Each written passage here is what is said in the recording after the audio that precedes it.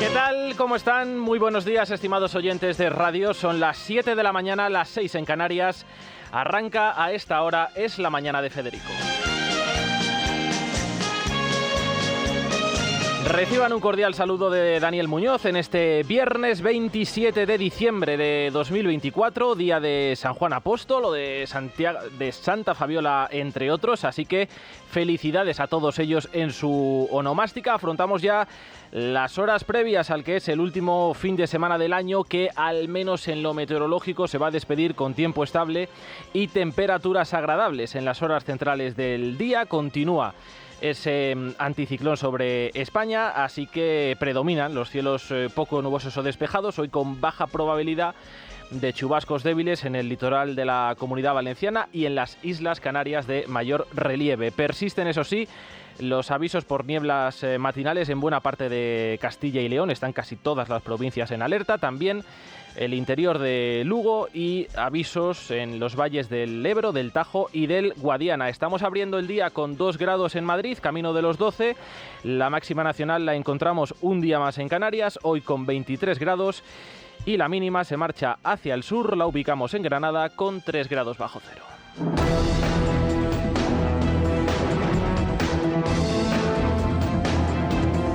Antes del informe de la UCO ya manifesté la confianza del Gobierno de España en el fiscal general del Estado. Después del informe de la UCO, aún más la confianza del Gobierno de España en su fiscal general del Estado.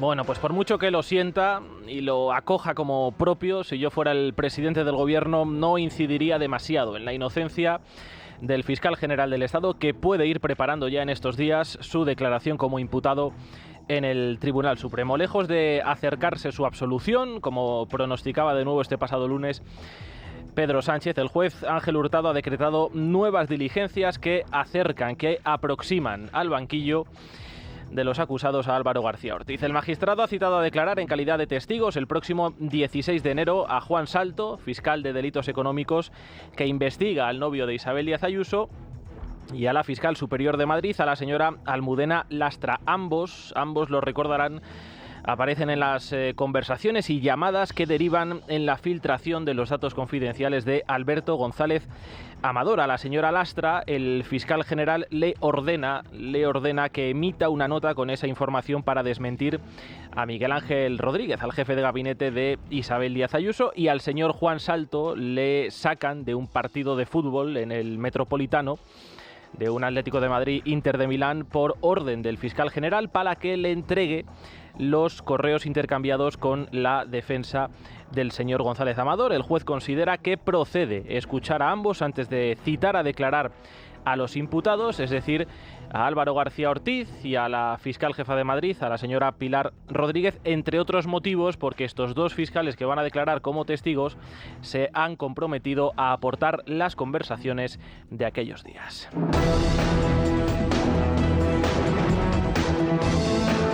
Entre tanto, el Congreso de los Diputados se va a reunir hoy para empezar a estudiar el suplicatorio de José Luis Ábalos. No habrá problemas, ya se lo adelanto, para levantar esa inmunidad y que pueda ser juzgado en el Tribunal Supremo, porque él mismo ya ha manifestado que apoyará ese suplicatorio. Les venimos contando además en los últimos días que el juez Santiago Pedraz está a punto de recibir el informe de la UCO, de la Guardia Civil, con el contenido de uno de los tantos móviles intervenidos a Víctor de Aldama, un terminal clave para la investigación, según ha apuntado el propio comisionista, porque ahí guardaría numerosas pruebas de las acusaciones que ha verbalizado en sede judicial contra miembros del gobierno. Miguel Ángel Pérez, ¿qué tal? Muy buenos días. Buenos días. El empresario Víctor de Aldama espera la llamada del titular del Juzgado Central de Instrucción número 5 de la Audiencia Nacional, Santiago Pedraz, para desencriptar el teléfono móvil donde guarda sus contactos con los ministros de Pedro Sánchez en el marco de la trama hidrocarburos.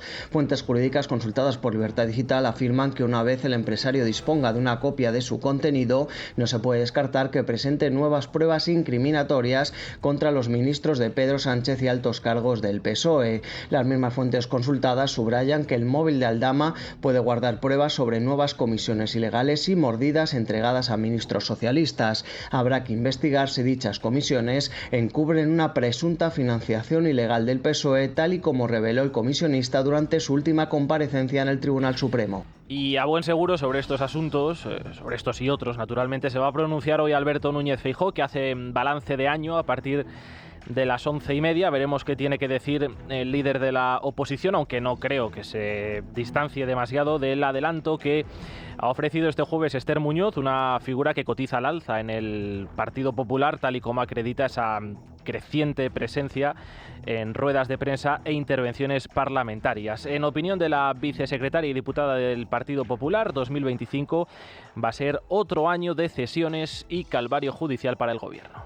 Lo que está claro es que cuando Sánchez vuelva estas Navidades, la justicia va a seguir investigando a todo su entorno, a su gobierno y a su partido, y desde luego los jueces van a seguir haciendo su trabajo, porque los jueces de este país no persiguen ideologías, lo que persiguen son delitos, y por tanto únicamente aquel que cree que ha cometido delitos puede sentirse perseguido por los jueces o por la Guardia Civil o por la UCO.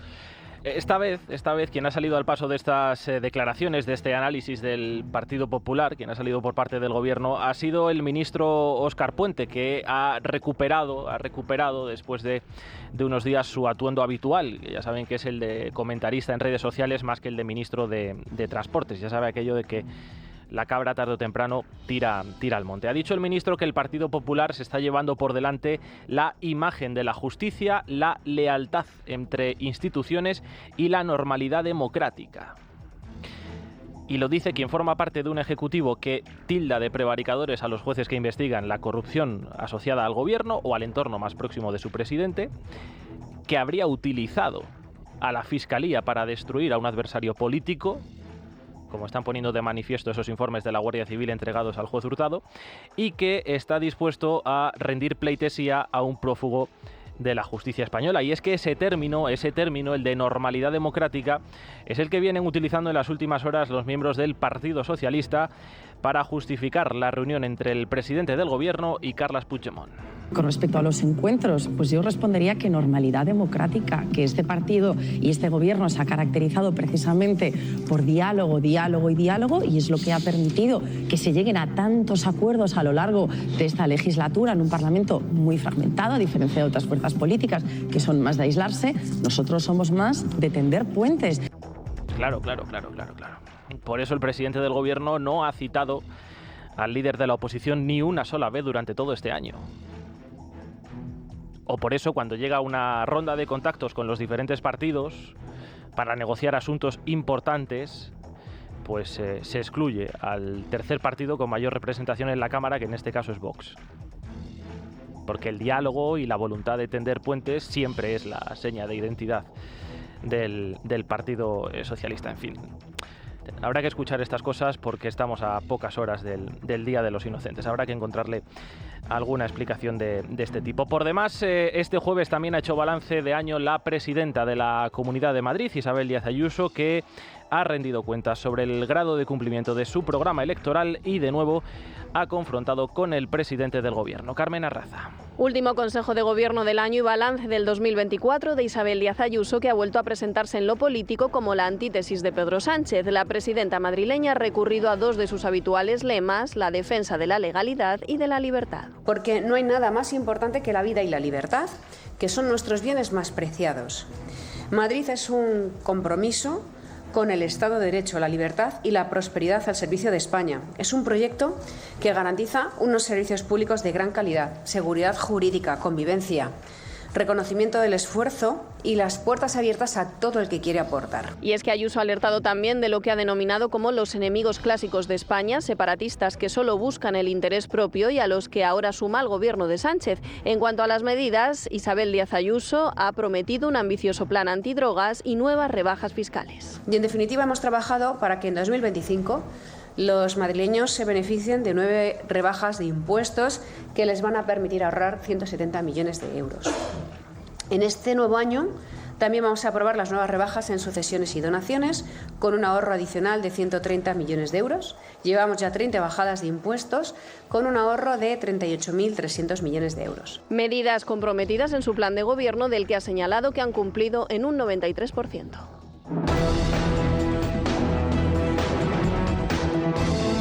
Es La Mañana de Federico. Es Radio. Canarias va a cerrar tristemente por encima de los 45.000 migrantes llegados a este año. Quedan todavía unos días para terminar el año y ya hemos superado esa cifra. Y mientras tanto, seguimos sin dar una respuesta por parte del conjunto del Estado español a esta situación. Y hoy también vamos a hablar largo y tendido de inmigración, uno de los retos, uno de los desafíos que señaló el rey en su discurso de Nochebuena y que en las últimas horas ha escalado posiciones en el ranking de la actualidad a propósito del incremento de llegadas y de un informe que cifra la magnitud de esta crisis. Se lo cuentan Vanessa Vallecillo y Sergio Eras en el repaso por otras noticias que nos deja este viernes. En las últimas horas las cifras han aumentado con los 800 inmigrantes que han llegado a Canarias, casi 400 solo el día de Navidad y 78 más anoche en otro cayuco. Entre el 1 de enero y el 15 de este mes, más de 43.400 inmigrantes han tratado de llegar a nuestras costas. De aquí a la semana que viene, las estimaciones arrojan que serán 45.000, 5.000 más que el año pasado. En este camino hay que contar a los más de 10.000 que han fallecido en el mar. Según el informe de Caminando Fronteras, este 2024 ha sido el año más mortífero en lo que a naufragios se refiere. Esto sin contar a las 131 embarcaciones que han desaparecido en el mar sin dejar rastro de cuántas personas iban a bordo. Resumimos los datos desde nuestra emisora en Canarias con Paco Robaina.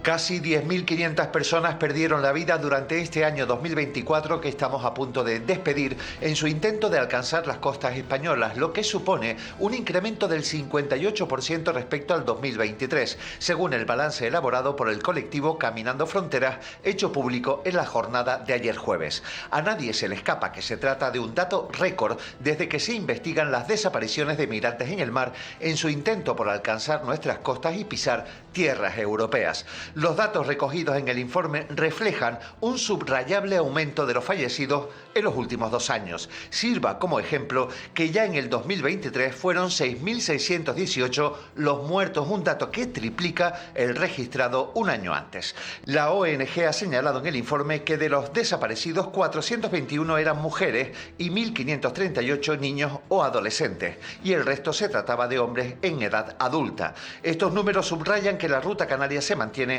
como la más letal del mundo. Por otro lado, el número de llegada de embarcaciones sigue aumentando, ya que en la madrugada del miércoles al jueves fueron rescatadas 3 nuevas embarcaciones localizadas en aguas cercanas a las islas del Hierro, La Gomera y Tenerife, con unas 200 personas a bordo, entre hombres, mujeres y niños. A pesar de estos datos, la negociación para reformar la ley de extranjería está estancada. El PP acusa al Gobierno de priorizar la ruptura del Ejecutivo de las Islas con Coalición Canaria y desde el Gobierno acusan al PP de negarse al reparto de menas. Los populares recuerdan que solo exigen que se haga en base a los recursos disponibles en cada comunidad autónoma para no sobrecargar. Sin embargo, el Ejecutivo lo descarta a pesar de que sí lo contempla en Cataluña después de que Junts lo situara como uno de los ejes centrales de sus exigencias para negociar los presupuestos. Vamos a escuchar a la popular Esther Muñoz y a la socialista Emma López. Pedro Sánchez, yo creo que es evidente que si Puigdemont le pide a Sánchez que para mantenerse el gobierno se ponga a bailar una jota, pues no le quedarán más narices que bailar una jota.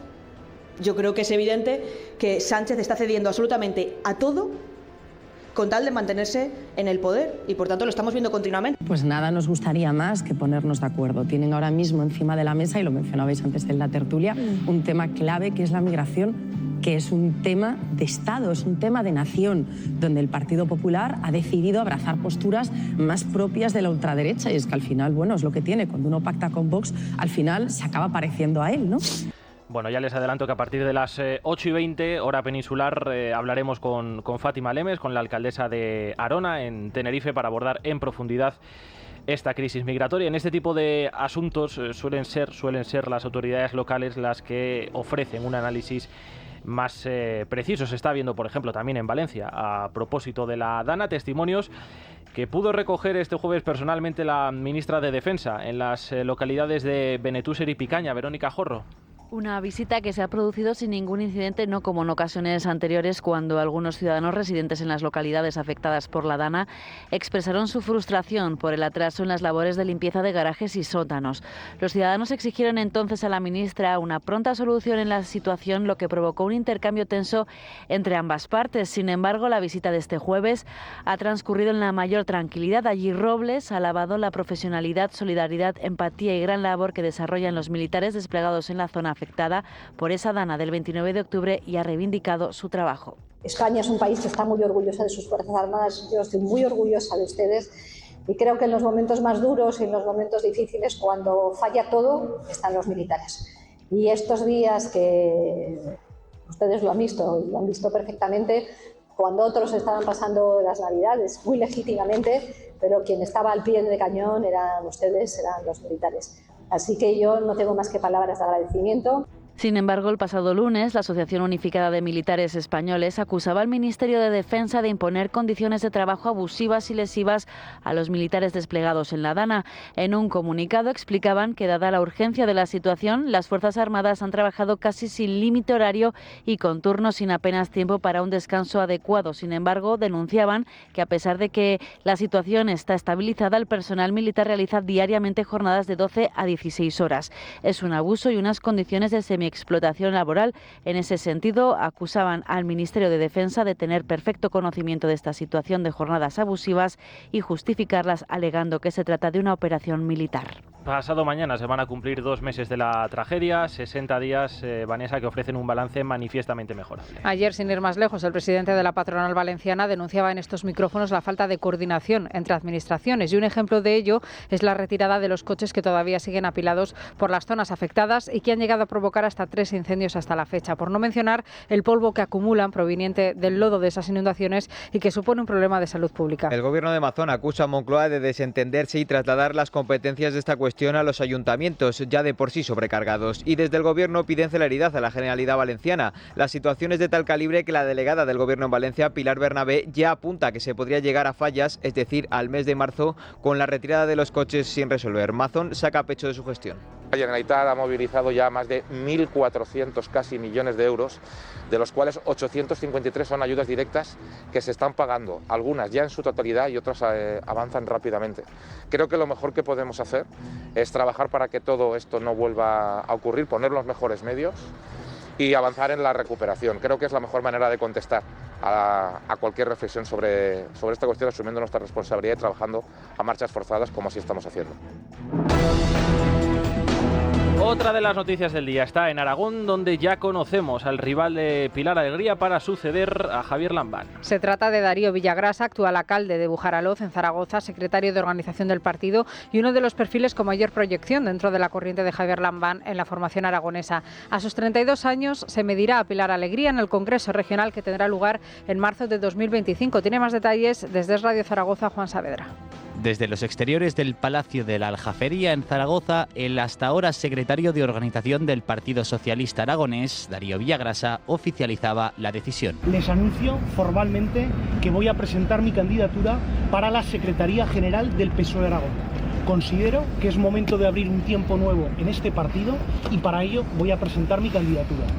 Quiero ser el próximo secretario general del PSOE de Aragón y quiero ser el próximo presidente del gobierno de Aragón. Villagrasa ha tomado la decisión, dice, arropado por el ánimo de cientos y cientos de compañeros que los últimos meses le han animado a dar este paso al frente. Además, es consciente de que representa al sector alineado con el actual secretario general Javier Lambán, pero ha querido huir de etiquetas. Por eso ha defendido que buscará el apoyo de todos los líderes que ha tenido el Partido Socialista en Aragón, así como de todas las federaciones, pese a saber de que la Federación Ostense ya se ha posicionado claramente con Pilar Alegría.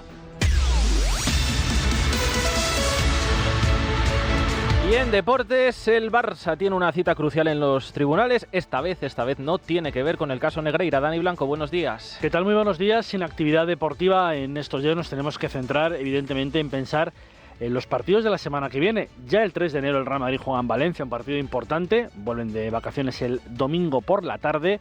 El lunes, por ejemplo, volverán Barcelona y Atlético de Madrid. Hoy estamos atentos precisamente a una decisión judicial que puede cambiar un poco el orden de esa temporada. Dani Olmo podría no ser inscrito en el nuevo mercado de invierno, pero es verdad que en el Barcelona hay muchísima confianza en que esto sí que salga adelante y Dani Olmo pueda seguir jugando en el FC Barcelona. Lo que sí que hubo es Premier y además con resultados interesantes. Por ejemplo, el empate del Manchester City, que sigue en una pesadilla tremenda en este comienzo también, final de 2024, comienzo de 2025, porque evidentemente se está alejando mucho de la cabeza. Además, también la Federación Española confirmó que la selección va a jugar el partido de vuelta de los cuartos de final de la Nations League en Mestalla el próximo 25 de marzo. Es La mañana de Federico.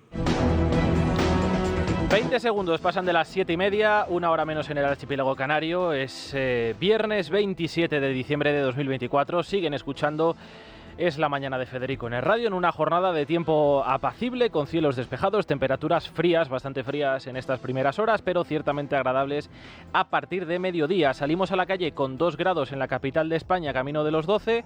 La máxima nacional continúa en Santa Cruz de Tenerife, hoy con 23 grados. La mínima deja Castilla y León para trasladarse hasta Andalucía. La marca Granada con 3 grados bajo cero.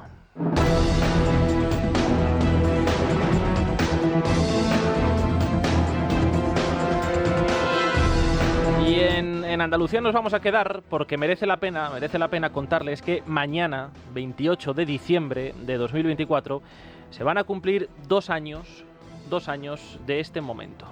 La consejera de Hacienda de la Junta de Andalucía entre 2009 y 2013, la socialista Carmen Martínez Aguayo, ha ingresado en prisión para cumplir la pena de 6 años de cárcel impuesta por el caso de los ERE. Es la primera de los 7 altos cargos del PSOE que deberán entrar en prisión antes del 1 de enero. El expresidente José Antonio Griñán sigue esperando la decisión de la Audiencia de Sevilla, que debe decidir sobre su ingreso tras solicitar la suspensión nuevamente, alegando padecer un cáncer de próstata que asegura no se puede tratar en la cárcel. Así lo contaba Sergio aquí en este mismo estudio. A partir de ese día, el 28 de diciembre de 2022, 7 de los 8 altos cargos socialistas condenados a penas de entre 6 y 8 años de cárcel fueron entrando en prisión tras la condena de los ERE ratificada por el Tribunal Supremo 3 meses antes, el 13 de septiembre de 2022. 2 años después, insisto, solo 2 años después, todos ellos están en libertad. Todos. A pesar de haber protagonizado el mayor escándalo de corrupción de la historia reciente de España. Casi 700 millones de euros, que se dice pronto, casi 700 millones de euros robados a las arcas públicas andaluzas, es decir, robados por tanto al conjunto de los andaluces y destinados a subvenciones fraudulentas, a jubilaciones anticipadas, a fiestas en prostíbulos o al consumo de cocaína. Esa sentencia retrataba una telaraña de corrupción, como ya habían referenciado previamente en sus libros Pedro de Tena o Paco Rosell, que ahora, solo 2 años después, pues ha destejido el Tribunal Constitucional, erigiéndose en Tribunal de Casación y corrigiendo una sentencia, ya digo, ratificada, dictada por la Audiencia de Sevilla y ratificada por el Tribunal Supremo. Para más Inri, no solo no están en prisión, sino que 2 años después son presentados públicamente como víctimas de una cacería política y judicial. Ni soy yo el primer presidente socialista que ha sufrido y ha sido objeto de ese ataque. Aquí tenemos también, ahí está Madalena, exministra malagueña, el vil ataque de la derecha y la ultraderecha durante muchos años. Hoy quiero darle las gracias a unos invitados a este Congreso Federal que vienen hoy aquí y a los que quiero hacerles un reconocimiento por justicia. Compañeros y compañeras, gracias Manolo, gracias Pepe Griñán, gracias Manolo Chávez, gracias Madalena, gracias Carmen, gracias Miguel Ángel, gracias. Elogiando públicamente el delito. Y venga, todos a aplaudir como focas. Total, que son 6 años de cárcel por malversación de fondos públicos, ¿verdad? En fin, aquí lo venimos diciendo desde hace tiempo. Tengan muy presente cómo se ha borrado este latrocinio, porque puede ayudar a entender y a contextualizar muchas decisiones que se tomen en el futuro, y además en un futuro no muy lejano, a propósito de la agenda judicial que enfrenta el gobierno. Ahora, si me permiten, vamos a repasar con Sergio Heras y Luis Díaz otras noticias que nos deja esta jornada. Lo hacemos en titulares.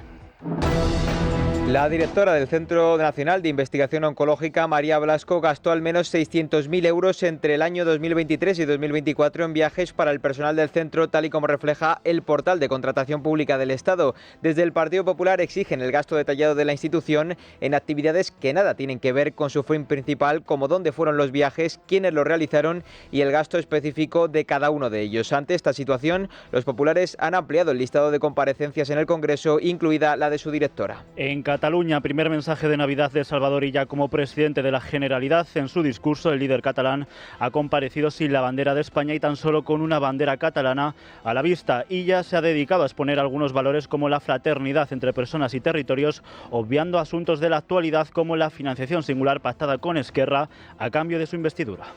La fraternidad es el fundamento de cualquier sociedad, país o democracia. Fraternidad entre familiares, fraternidad entre vecinos, fraternidad entre territorios, fraternidad de nuestro día a día. Por esto es importante que reforcemos lo que compartimos. La Junta de Castilla y León prorroga sus presupuestos ante la falta de apoyos para sacar adelante las cuentas públicas de este año 2025. De este modo, la región iniciará el próximo año con los presupuestos de 2024 aprobados en el acuerdo de gobierno entre PP y Vox, acuerdo roto desde el mes de julio. Con esta prórroga, Castilla y León ya sumaría 8 en la historia de la comunidad.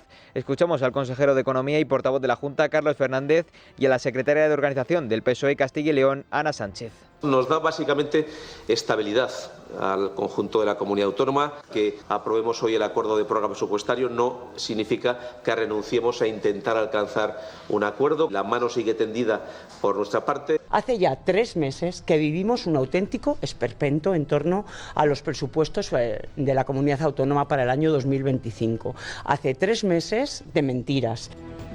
María Guardiola no renuncia a aprobar los presupuestos en Extremadura e insiste en que no permitirá el bloqueo. La presidenta asegura que antes o después la región necesitará una mayoría suficiente capaz de desprenderse de los condicionantes que ni aportan ni suman. Guardiola subraya que el Partido Popular tiene líneas rojas que no van a traspasar y reitera su compromiso de gobernar, dice, uniendo a los extremeños. Nosotros, insisto, vamos a actuar con responsabilidad, pensando siempre en lo mejor para Extremadura y no para nuestro partido. Pero sí quiero deciros que no vamos a permitir un bloqueo de esta región.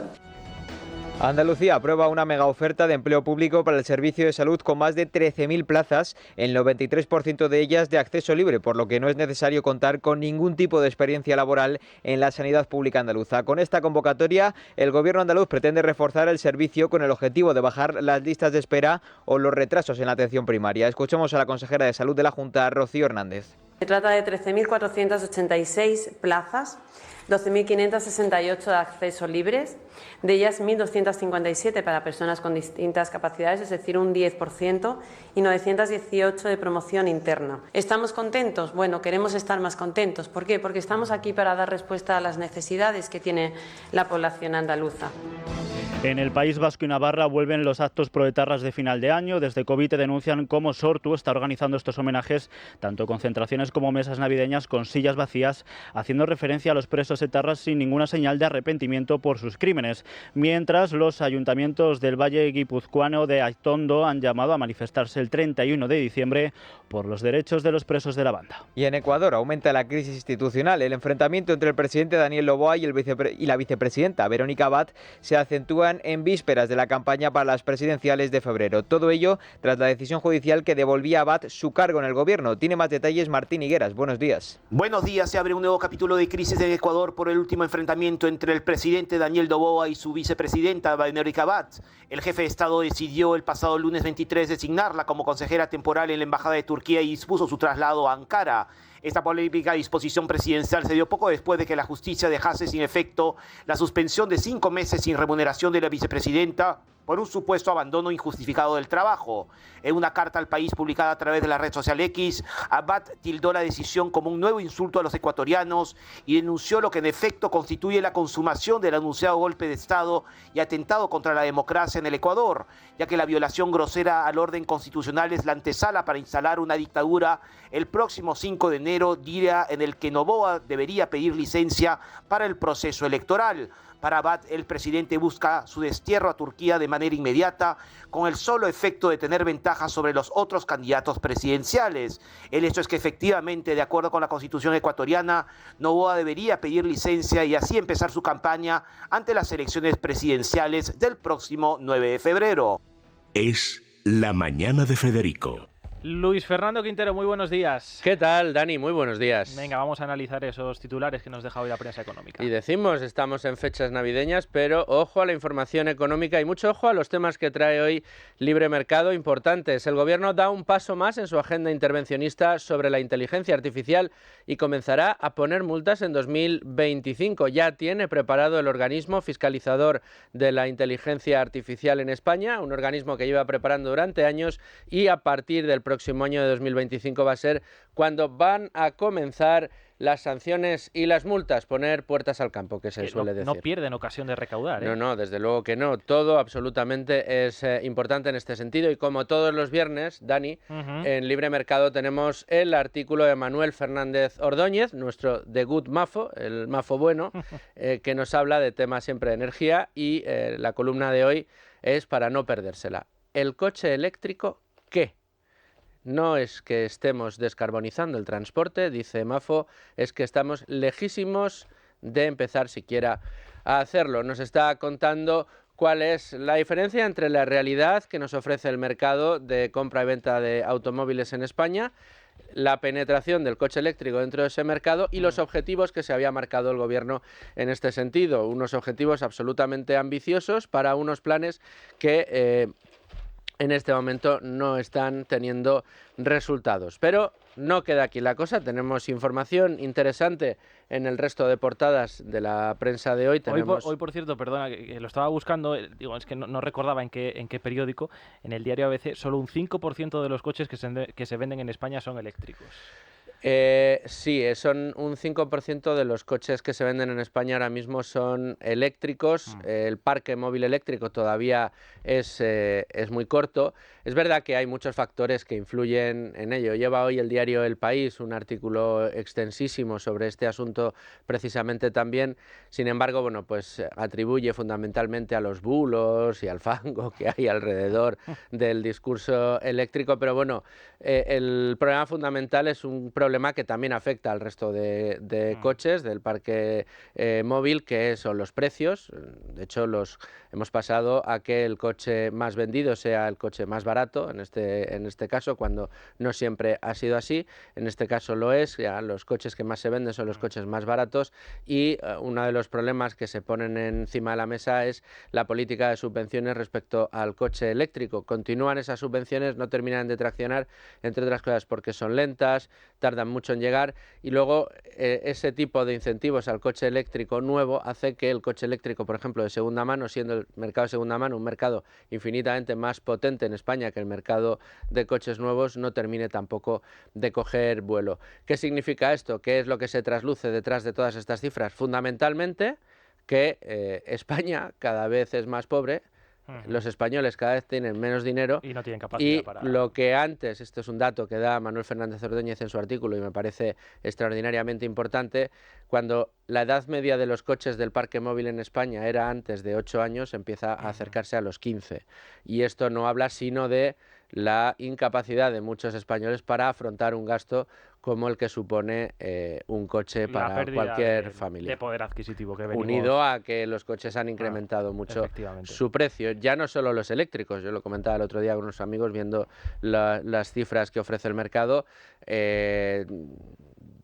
Coches de gama media tradicionales de combustión están muchos por encima de los 40 y de los 45.000 euros también. Rápidamente, ¿qué destacas otros diarios?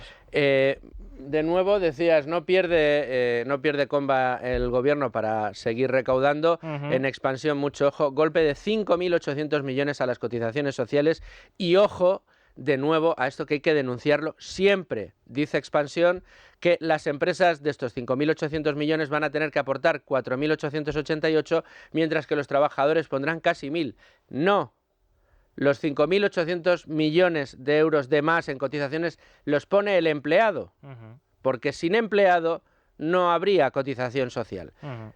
Bien sea obligación directa del empleado aportarlo o la empresa por el empleado, todo pertenece al empleado. Es decir, nos van a meter la mano en el bolsillo. Para el próximo año, 5.800 millones de euros más de lo que lo hacían. A las 9 te saludo de nuevo con la apertura de la bolsa. Aquí estaremos para contarla. Nosotros a las 8 en punto regresamos. Es Radio.